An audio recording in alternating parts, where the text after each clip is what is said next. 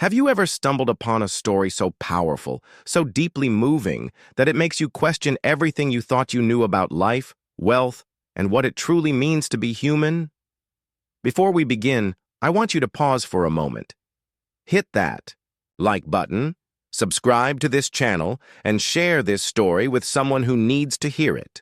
Because what you are about to discover is not just a story, but an experience that might change the way you see the world forever. It began on a golden morning when the sun had just risen over the sprawling estate of billionaire Richard Caldwell. His mansion stretched like a palace across acres of manicured lawns, marble fountains spraying crystal water into the air, servants moving silently like shadows to ensure everything was perfect. Richard, a man whose name appeared in magazines, financial journals, and whispered conversations about power, had always believed his life was built on control. He controlled markets. He controlled companies. He controlled people. But what he was about to witness on that morning was something beyond his control, something that would shake the very foundations of his being. He had woken earlier than usual, restless from dreams he couldn't quite remember. His wife was still asleep, her perfect features relaxed against the silk pillow, while the house around him lay in hushed stillness.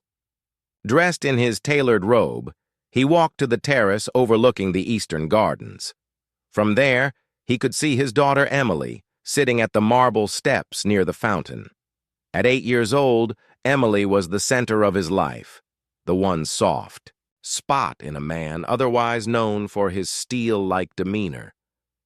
She wore her little white dress, her golden hair brushing against her cheeks as she leaned forward, engrossed in something, or rather, someone. At first, Richard thought it must be one of the tutors he had hired from prestigious institutions, perhaps giving an early lesson. But as he looked closer, he felt his heart jolt in disbelief. Sitting beside his daughter was not a polished tutor in a crisp suit, nor a family friend, nor a servant.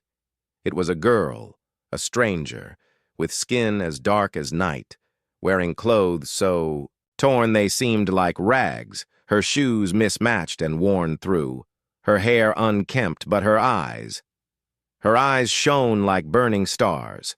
She couldn't have been more than 15 or 16. She sat with a quiet grace, her back straight, her voice calm yet filled with a strange power that floated across the garden like a secret melody. Richard froze, hidden in the shadows of the terrace, his breath caught in his chest. His instinct screamed to call for security, to have the intruder removed immediately. How had she gotten past the gates, past the guards, past the cameras? His estate was tighter than a fortress, yet this girl sat there as though she belonged, speaking softly to his daughter. Emily leaned closer to her, listening with rapt attention. The girl was pointing to the sky, tracing the fading stars that still lingered against the light of dawn. "Do you see those lights?" she asked Emily. "They look small from here, but each one is bigger than this entire world. They are like promises. Even when the night is at its darkest, they shine. They don't give up, and neither should you." Emily's eyes widened, sparkling with childlike wonder. "But how do you know all this?" she asked. The girl smiled faintly, a sadness flickering across her face. "Because I've had to hold on to those lights when I had nothing else. They were my friends when the world turned its back on me." Richard's throat tightened. He had spent fortunes ensuring Emily had the best of everything: exclusive tutors, rare books, cutting-edge technology, yet he had never seen her so captivated, so alive, so present as she was now, listening to this homeless girl in rags. He could not move. He could only watch. The girl continued, her voice both tender and fierce. "The stars teach us that even in loneliness, you are not alone. That even in pain, there is hope. And that no matter how lost you feel, there is always light, waiting for you to notice it." Emily whispered, "That's beautiful." And then, something happened that unsettled Richard even more. Emily reached out and took the girl's hand, holding it as though it were the most natural thing in the world. His daughter, raised in luxury, shielded from the struggles of ordinary people, touched the hand of a stranger from the streets without hesitation, without fear, only with love. Richard's mind raced. Who was this girl? How had she gotten here? What did she want? Yet, beneath his questions, another feeling stirred, something he couldn't name. For the rest of that morning, he lingered in silence, unable to tear himself away. He watched his daughter laugh with the girl, saw them whisper secrets, saw Emily's face light up in ways money could never buy. Eventually, the girl left as quietly as she had come, slipping away toward the edge of the estate where the trees grew thick. Emily ran after her, but the girl only smiled, shook her head, and disappeared into the shadows. That evening, Richard couldn't focus on his business calls. The image of the girl haunted him. His wife noticed his distraction. "What's wrong?" she asked, sipping her wine, her tone casual. "Emily," he murmured. "She was with someone this morning." His wife arched an eyebrow. "One of her tutors?" "No," he said, shaking his head. "Not a tutor.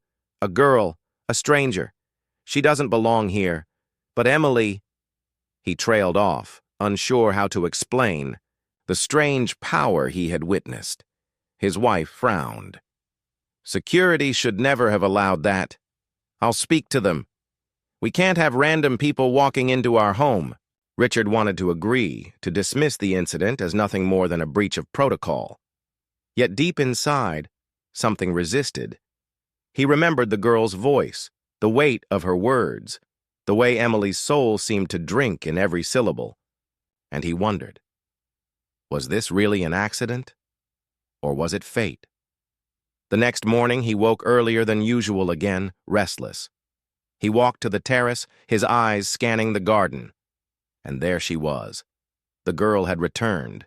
She sat again on the marble steps, Emily beside her, this time holding a battered notebook in her lap. The notebook looked old, its pages yellowed, the cover torn. She was showing Emily something, pointing to words scrawled across the paper. Richard crept closer, moving silently until he was just within earshot. "This is my diary," the girl was saying. "I write in it every night, even when I have no light, even when my hands are too cold to move. Words, they keep me alive. When I write, I am more than what people see. I am not just a girl in rags. I am someone who dreams." Emily touched the diary gently. "Can you teach me to write like that?" The girl's eyes softened. "I can teach you to feel with your words, to write not just what happens, but what it means." Richard's chest ached. He realized then that this girl was not teaching Emily facts or figures. She was teaching her how to be human, how to understand, how to feel. And though he was a man who had built empires, he found himself powerless before the lesson a homeless child was giving his daughter. That day, Richard did something unusual. He canceled his morning calls. His assistant's voice buzzed on the intercom, reminding him of urgent matters, meetings with investors across 3 continents. But Richard simply said, "Postpone everything." He couldn't explain why, not even to himself, but he knew he needed to be present. He stood by the window, hidden behind the velvet curtains, watching as Emily sat with the mysterious girl, her tiny hands tracing the pages of the battered diary. Emily's laughter carried through the air, a sound so pure that it twisted something in Richard's chest. He had always loved his daughter, but his love had been cloaked in gifts, tutors, privileges, yet this ragged stranger was giving Emily something he never could. The girl leaned closer, her voice soft, but with a weight that reached Richard even from a distance. "Do you know what courage is?" she asked. Emily shook her head. "Courage," the girl whispered, "is when your heart tells you to run, but your soul makes you stay. It's when you stand in front of a storm, with nothing to protect you, but you stand anyway. Not because you aren't afraid, but because something inside you is stronger than the fear. Emily's eyes glowed as though she had discovered a treasure. Did you ever do that? The girl hesitated. For a moment, her gaze dropped to her lap, her fingers tightening around the diary. Yes, she finally said. More times than I wanted to. When the world left me with nothing, I stayed. When people looked at me like I was invisible, I still walked. When hunger clawed at me, when nights froze me, when I thought I couldn't go on, I looked at the stars and stayed. Emily's little hand reached out again, clutching hers. You're so brave. The girl gave a small, broken laugh. One. That didn't sound like laughter at all. Bravery doesn't feel brave when you're living it. It just feels necessary. Richard felt the air tighten around him. These weren't the lessons he had imagined for his daughter. They weren't polished or elegant or rehearsed. They were raw, real, forged from pain and survival. And somehow he knew Emily needed this, perhaps more than anything he had tried to give her. Hours passed before the girl finally stood, tucking her diary under her arm. Emily begged her to stay, but the girl shook her head. I'll come back, she promised softly, her eyes flicking once toward the mansion as if she knew someone was watching. Then she vanished into the trees again, leaving behind only the echo of her words. That night, Richard couldn't eat. The clinking of silverware, the low hum of conversation with his wife, all of it felt hollow. He excused himself early, pacing the halls of his mansion like a restless ghost. He couldn't shake the image of that girl, the way she held Emily's attention, the power in her voice. Who was she? What had she seen? What had she endured to speak like that? The next morning, Richard didn't wait on the terrace. He went outside. He told himself it was to protect his daughter, to confront the intruder, to reassert control. But deep down, he knew it was curiosity. No, it was more than that. It was need. He needed to understand. When he stepped into the garden, Emily was already waiting, her face glowing with anticipation. And then, just as though summoned by that anticipation, the girl appeared. She walked barefoot this time, her steps quiet on the marble, her diary clutched to her chest. She froze when she saw Richard standing there. Her eyes darted like a cornered animal's, sharp and guarded. I shouldn't be here, she stammered, her voice breaking. Emily rushed forward, clutching her hand. Don't go, please. Daddy, she was going to tell me a story today. Richard studied the girl. Up close, she was even more fragile than she had looked from afar. Her skin was roughened by sun and wind, her dress patched and frayed.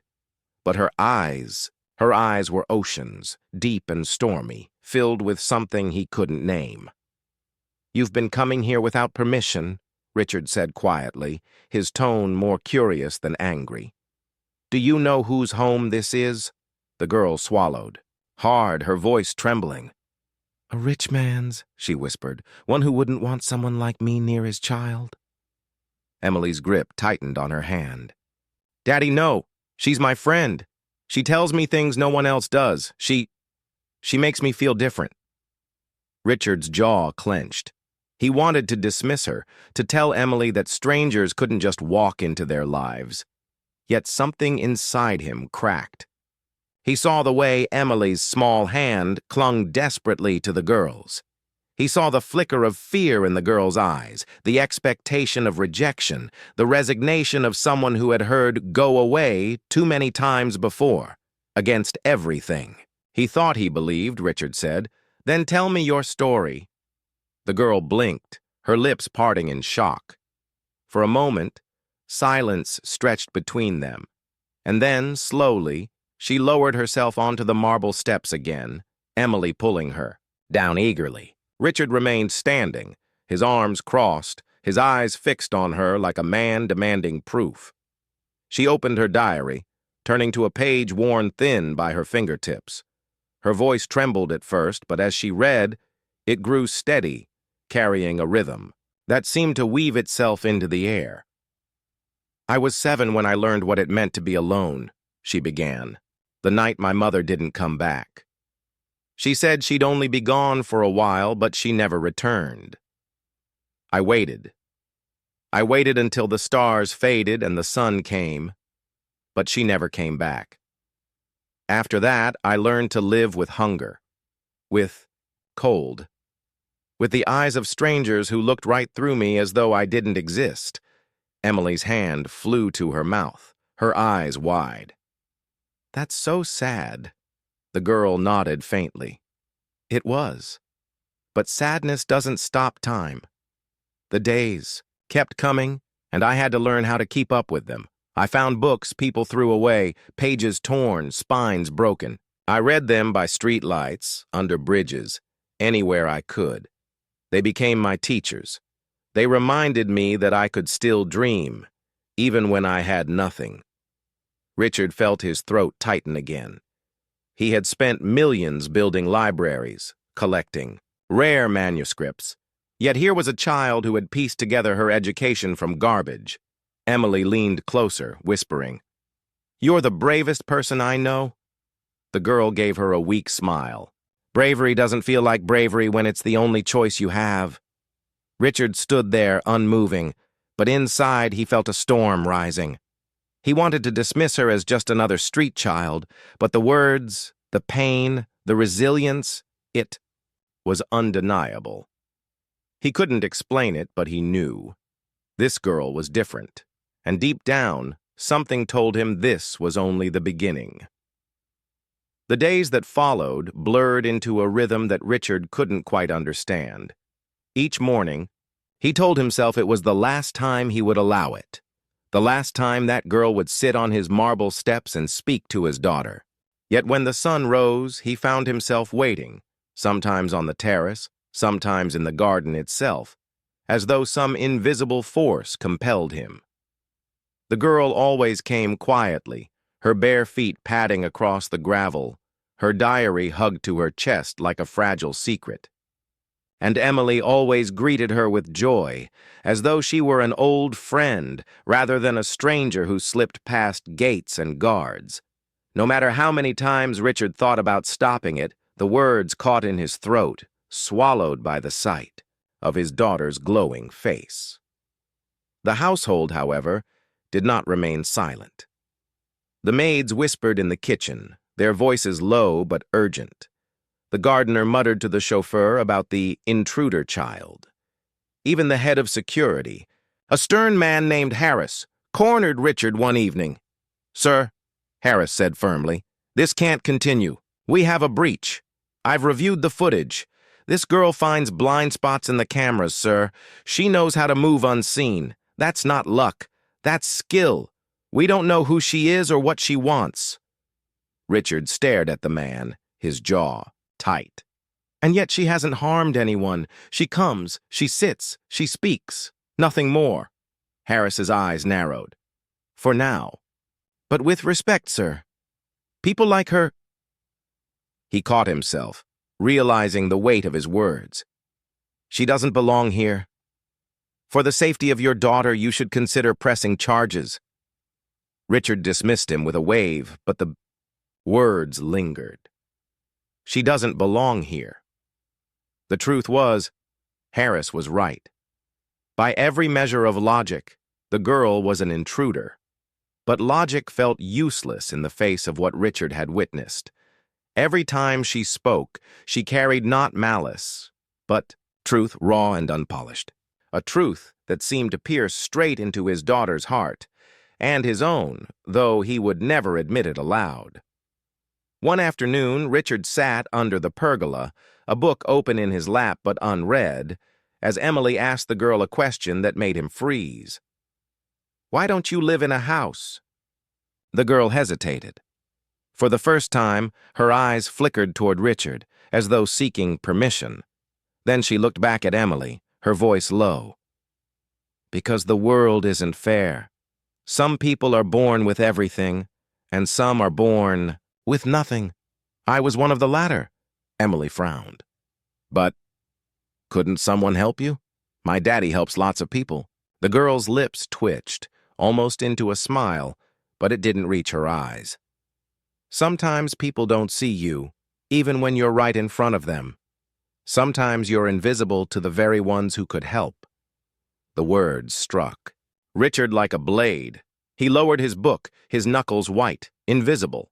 The word echoed inside him, burrowing deep. Later that night, long after Emily had gone to bed, Richard found himself wandering into his private study. He poured a glass of brandy, staring at the shelves lined with awards, photos, and framed certificates. His empire stared back at him, proof of his triumphs, his brilliance, his unyielding drive. Yet instead of pride, he felt a hollowness gnawing at him, invisible.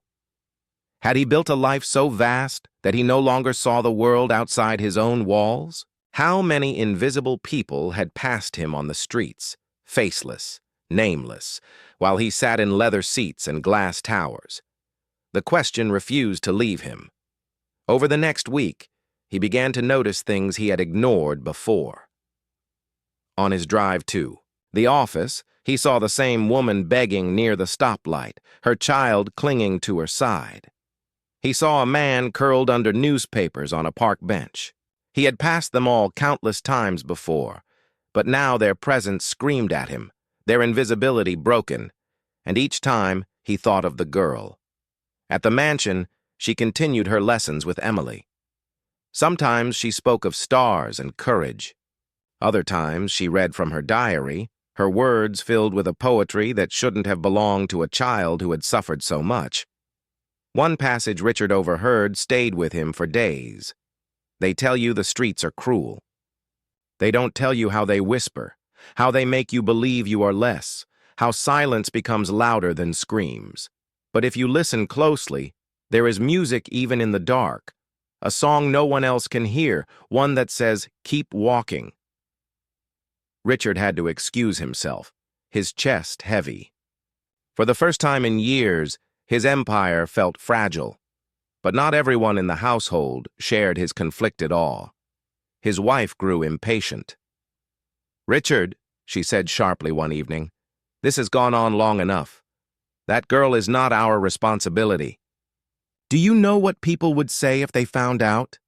Do you want our name dragged through the mud because your daughter is playing with some stray?" Richard stiffened. "She is not a stray. She is a human being." His wife scoffed. "So are a million others. You can't save them all. You've built an image of perfection, and now you're going to risk it for a street child? No, I won't allow it." But Richard wasn't listening anymore. For the first time, he realized how hollow his wife's words sounded to him. How often had he spoken the same way, dismissing lives as statistics, problems as obstacles? Now, hearing it from someone else, it filled him with quiet disgust. The conflict grew inside him, spreading like wildfire, and as it did, the girl's presence became even more enigmatic.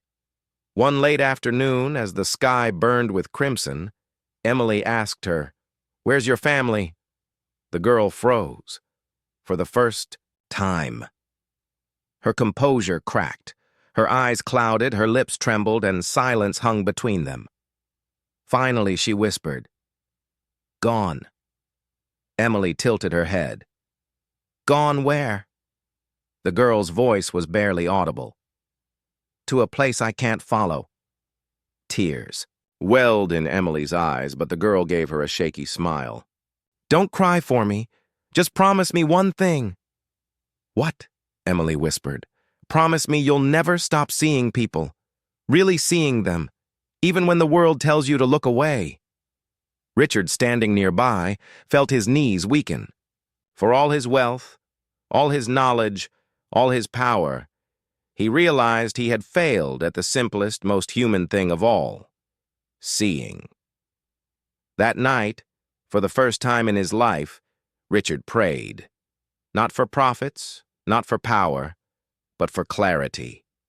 He didn't know yet that his prayer was about to be answered in ways that would shake his world to its core. The mansion had grown quieter, but not with peace. It was the heavy kind of quiet, the kind that follows when too many questions linger unanswered. Richard found himself drifting through his days, handling meetings, deals, and responsibilities on the surface, but his thoughts were never fully in them. They were always with the girl, her voice, her words, her haunted eyes that seemed to carry storms inside them. One evening, as autumn winds rustled through the garden, Richard made a decision. He would find out who she really was. He called Harris, his head of security, into the study. The man stood at attention, stiff as always, though his eyes flickered with unease. "You've been watching her," Richard said quietly. "What do you know?" Harris hesitated. "Sir, she's difficult to track. Slips into alleys, disappears into crowds. She's careful, too careful for someone her age. But I did manage to gather a few things. She's been seen around the West District, near the old train yard. That's where most of the street kids hide. Locals say she doesn't beg, doesn't steal, just survives." Richard leaned back, his fingers steepled. "And her name?" Harris shifted uncomfortably. "She goes by Amara. But no records, no school, no family ties we can trace." Amara. The name echoed in Richard's mind, fitting her like a key to a lock. A name with weight, like something carved out of history. That night, Richard couldn't sleep. He lay awake, staring at the ceiling, the name turning over and over in his head. Amara. What had life done to her? And why did it feel as though she carried a piece of truth he had been blind to all his life? The next morning, he didn't wait on the terrace. He walked down to the marble steps where Emily already sat expectantly. When Amara appeared, her eyes widened at the sight of him, but she didn't flee. Something in his gaze told her he wasn't there to drive her away. "Sit," Richard said, gesturing to the steps. His tone was gentle, but it held the gravity of a man used to being obeyed. Amara hesitated, then lowered herself beside Emily. Richard studied her. "Your name is Amara, isn't it?" Her eyes flickered with surprise, then narrowed slightly. "Who told you that?" "My people," Richard admitted. "I wanted to know who keeps slipping past my gates." Amara's lips pressed into a thin line. "Then you know enough." "No," Richard said softly. "I know almost nothing, but I want to." For a moment, silence stretched. Emily, sensing the tension, looked between them nervously. "Daddy, please don't be mad at her." "I'm not," Richard said quickly. His eyes never left Amara. "I just want to hear your story. All of it." Amara's gaze hardened, as though weighing whether he was worthy of her truth. Finally, she opened her diary, her fingers trembling slightly. "My story isn't pretty," she whispered. "It isn't the kind you read in books or see in movies. It's the kind people look away from, because it's too ugly to face."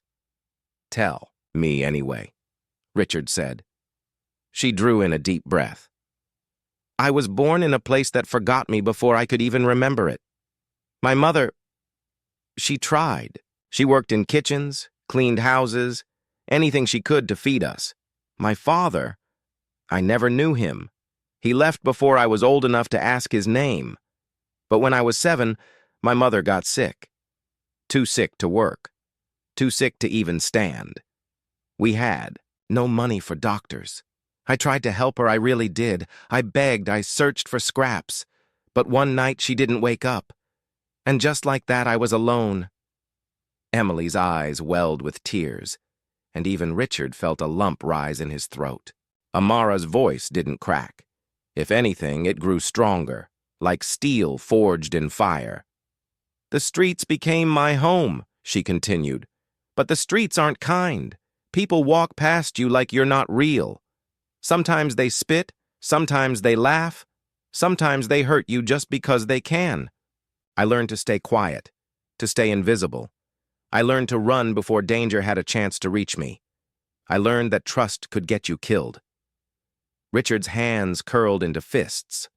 The thought of a child, this child, enduring that kind of life filled him with a fury he didn't know how to contain. And yet, Amara said, lifting her diary slightly, I also learned that words can be stronger than hunger. I found this old book in a trash bin. It was falling apart, but inside the owner had written notes, quotes, thoughts, bits of poetry.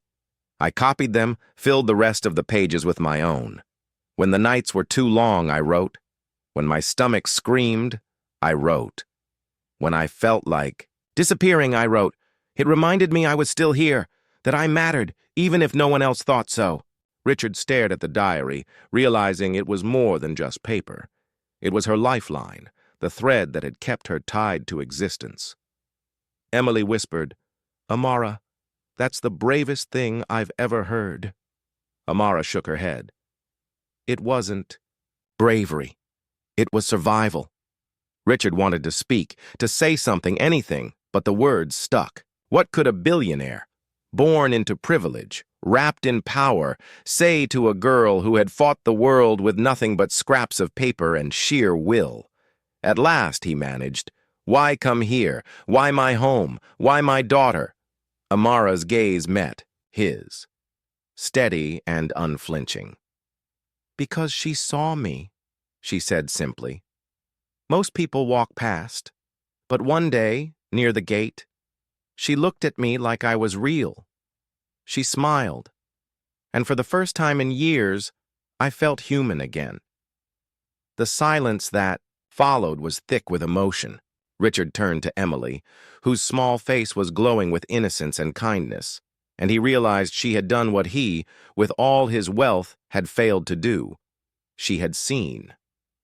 From that day forward, Richard could no longer view Amara as a stranger. She was a mirror, reflecting back all the truths he had ignored. But mirrors don't just reflect, they reveal.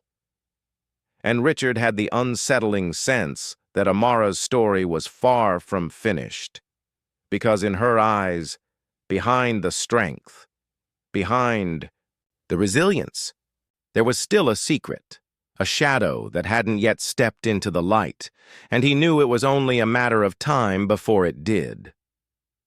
The mansion gates had always been more than iron. They were a shield, a silent declaration that the world outside had no place in Richard Dalton's life. For years, they had kept away noise, judgment, and the chaos of society. But lately it seemed the gates had become porous. Whispers leaked in, glances lingered too long, and somehow the outside world had begun to take notice of a black homeless girl who visited a billionaire's daughter each morning.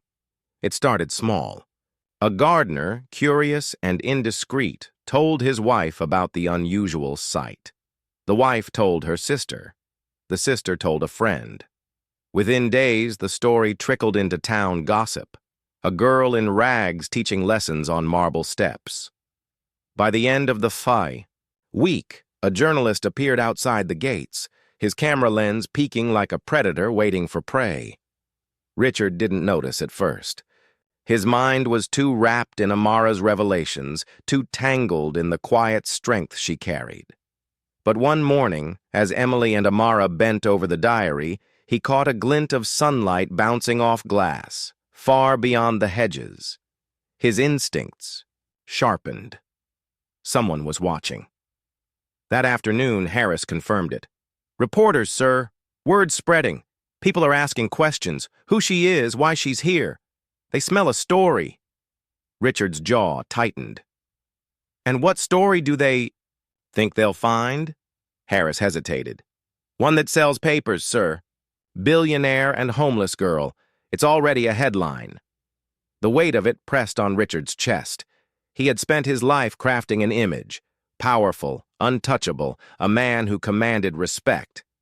Now that image was cracking, not because of a scandal or mistake, but because of a girl who carried nothing but a diary and a past full of shadows. That evening at dinner, he broached the subject carefully. Emily twirled spaghetti on her fork, humming softly, while Amara sat across, from her, awkward in the glow of chandeliers.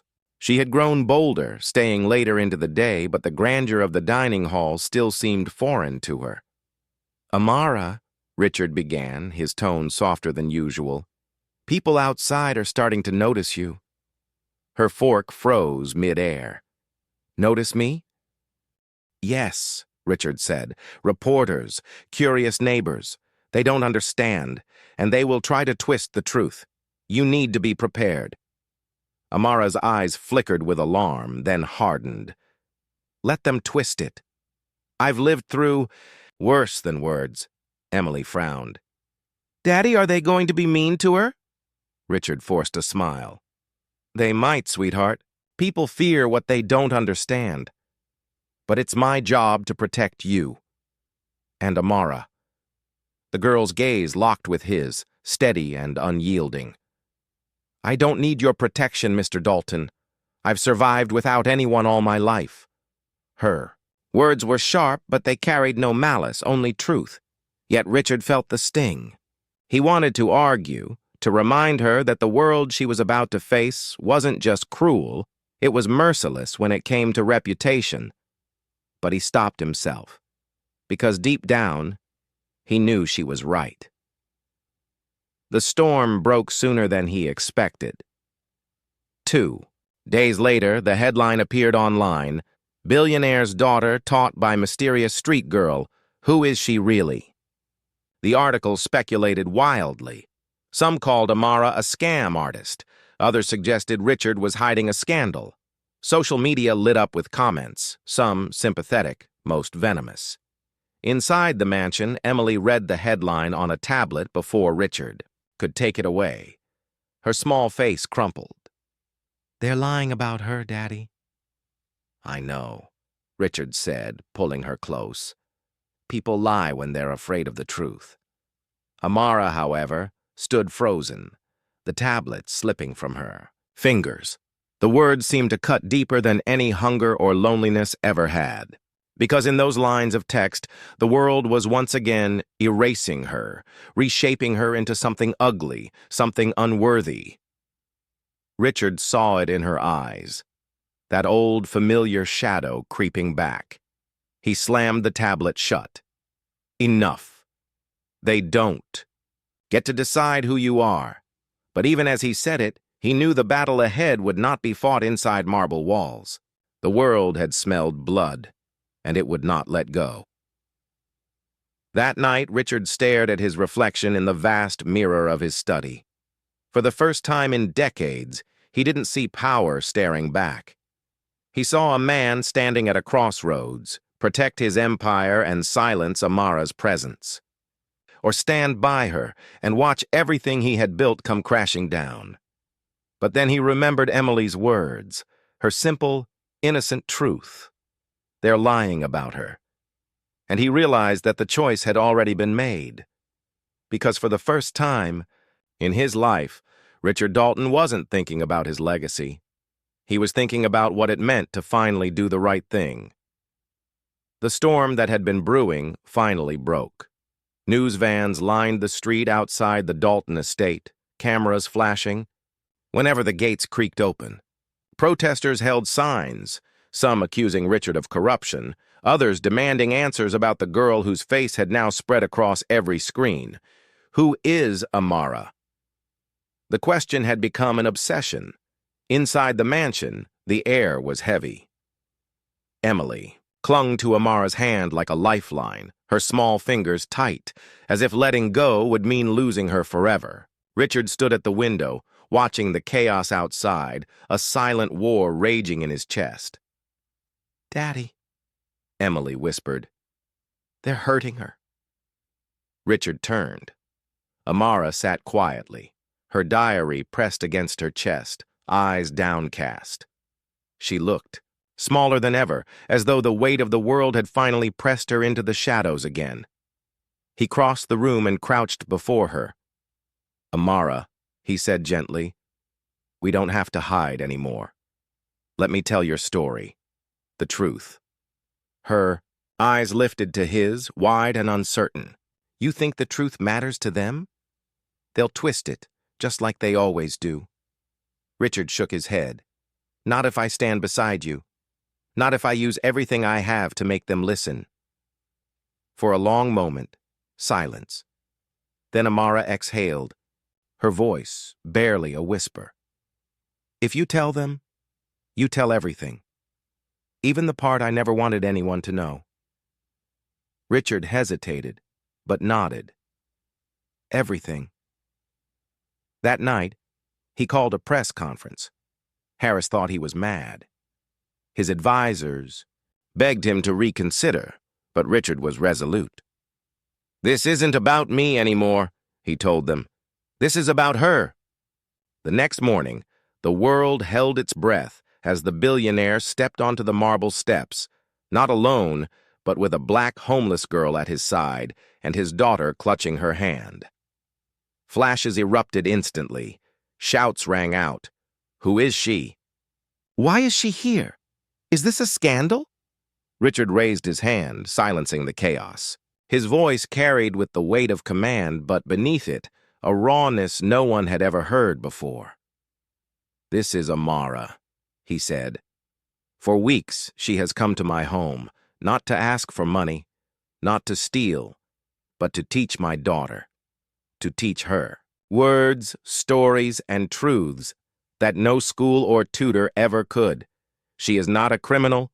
She is not a scam. She is a survivor. Gasps rippled through the crowd, but Richard wasn't done.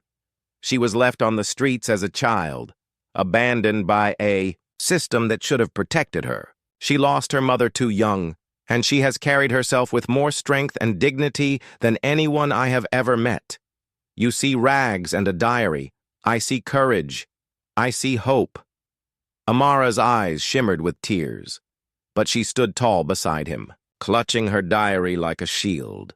And if you want to judge her, Richard continued, his voice rising, then judge me instead. Because I am the man who lived in luxury while she fought for scraps. I am the man who looked away when the world left her behind. But no longer. From this day, Amara is not invisible. She is my family. The crowd erupted. Some in disbelief, some in awe, some in anger. Reporters shouted questions, but none louder than Emily's small voice as she tugged at her father's sleeve. Tell them, Daddy, she whispered. Richard nodded, his throat tight. And there is one more truth, he said, turning back to the cameras. Amara, she is not just my daughter's teacher. She is my daughter's sister. The world froze. Murmurs swept like wildfire. Cameras zoomed in. Amara's breath caught, her diary slipping slightly in her hands. My mother, Richard said, his voice heavy, once loved a woman who worked in our kitchens. That woman was Amara's mother. She never told me she was carrying my child, and by the time I discovered, it was too late. She was gone, and Amara was left alone. I failed her then. I will not fail her again. The confession struck like lightning. Headlines were already being written in frantic hands, but none could capture the raw truth unfolding in front of them. Amara trembled, tears spilling freely. You knew my mother? Richard's voice broke. Yes, and I should have been there. For both of you. For the first time, the walls around Amara's heart cracked fully. The anger, the distrust, the years of loneliness, they poured out in tears that soaked the pages of her diary as Emily wrapped her arms around her waist. The crowd didn't matter anymore. The cameras didn't matter. In that moment, it was just a father, a daughter, and a child who had been lost to the shadows too long. And the world, stunned into silence, watched a billionaire lay down his pride and finally choose love over power. The press conference ended in chaos. Journalists shouted questions like arrows loosed in every direction. Was Richard lying? Where had Amara been all these years? Would she inherit part of his empire? Security pushed the crowd back, but the storm had only just begun. Inside the mansion, silence hung heavy. Amara sat on the edge of the grand sofa, her diary clutched to her chest, eyes distant as if she were still trying to process what had just happened. Emily nestled against her side, determined not to let go. Richard stood across the room, his posture weary, the weight of decades pressing down on him. Finally, Amara spoke. "You said you failed me." Richard's chest tightened. "Yes, I did." Her gaze snapped to him, sharp and raw. "Then why now? Why tell the world now? When you could have lived comfortably in your lie forever?" Richard exhaled, stepping closer. "Because I saw you, Amara. Really saw you. And for the first time in my life, I realized all the wealth in the world means nothing if I can't face the truth. I didn't want to lose you again." Her eyes glistened, but her lips pressed into a hard line. "You can't just erase the years I was invisible, the nights I went hungry, the things I had to survive. I don't want to erase them," Richard said softly. "I want to honor them, and honor you." Emily looked up, her voice small but steady. "Amara, you're my sister. That means you're never alone again." The words, spoken so simply, broke something inside Amara. For years she had been stone, unyielding, closed, surviving. But now the cracks widened, and tears spilled freely. She clutched Emily tightly, her sobs muffled against the child's hair. Richard turned away, his own eyes wet. He had faced hostile boardrooms, cutthroat negotiations, and crises that shook the markets. Yet nothing had shaken him more than the sight of his lost daughter finally letting herself feel. But the world outside wasn't about to let them heal quietly. Within days, headlines exploded.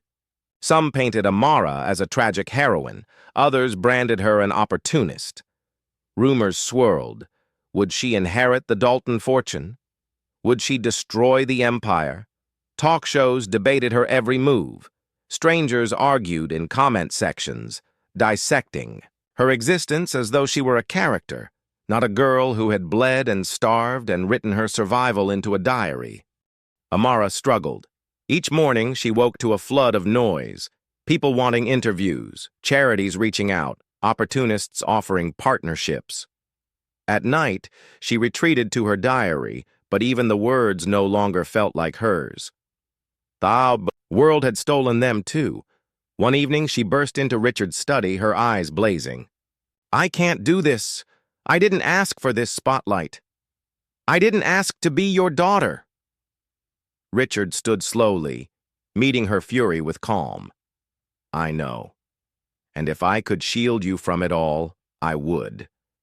But running from the truth only gives the world more power. We have to face it together." Her hands shook. "But I don't know how to be this." Richard stepped closer. "You don't have to be anything but yourself. That's enough." For a moment she searched his face, as if testing the weight of his words. Then, for the first time, she whispered, "I'm scared." Richard's throat tightened. He placed a hand on her shoulder, firm and steady. "So am I. But courage isn't the absence of fear. It's choosing to stand anyway. And Amara, you've been standing your whole life." Slowly, her breathing steadied. For the first time, she let his hand remain. The turning point came a week later. A charity organization invited Amara to speak at a youth event. She wanted to refuse. Public speaking felt like walking naked into fire.